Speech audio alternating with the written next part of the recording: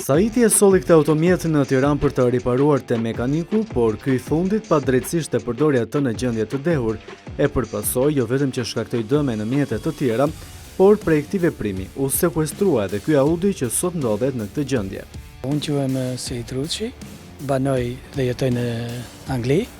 Unë kam sjell makinën këtu, kam ardhur me pushime dhe makina mu prish, e normalisht e dërgova diku këtu në Tiranë të një servis, edhe më thanë që duhet prisja disa kohë, derisa të rregullonte makinën, ndërkohë që unë kthehem në vendin ku jetoj. Kur kthehem prapë në Shqipëri, edhe shkoj te servisi për makinën dhe më thanë që ka ndodhur një problem, që personi që punon në atë servis ka përdorur makinën pa dinin time dhe ka ndodhur një incident duke gërvistur dy makinat e tjera. Çfarë e kishte marrë automjetin tuaj? E kishte marrë sepse do provonte lidhur me problematikën që mund të kishte automjeti, apo e kishte marrë për llogarit vet? No, e kishte marrë për llogarit vetë dhe me sa dinin time që kam parë dokumentat nga arrestimi në flagrancë e tij, ka qenë në gjendje të dehur. Domthon punëtori i servisit. Edhe në këtë rast është bllokuar makina ime.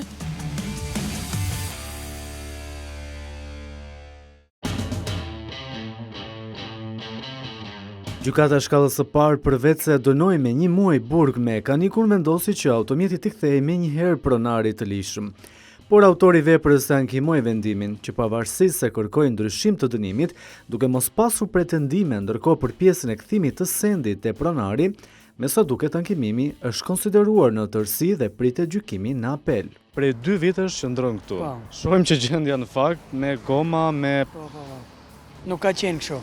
Nuk ka qenë. Po, makina ka qenë tamam, tani që ka ndejtur këtu, është në këtë gjendje, që as nuk e di nëse ja vlen të riparohet. Thuhet se është në ruajtje apo jo, por këtu është në një ambient kaq të hapur. Rrugë kryesore, po. Gjithsesi është pranë drejtorisë së policisë rrugore, megjithatë. Jam drejtuar prokurorisë Tiranës për të më rikthyer mjetin tim, pasi çështja vazhdon në apel, por unë nuk kam të bëj fare lidhje me çështjen e atij. Unë thjesht po kërkoj mjetin tim që të më kthehet mua si pronari i makinës, ndërkohë që kam bërë dhe kërkesën dhe nuk kam marrë asnjë lloj përgjigje në lidhje me këtë çështje. Nga misioni Stop kërkoj që të më ndihmoj për të marrë automjetin tim dhe të kthehem në vendin ku jetoj.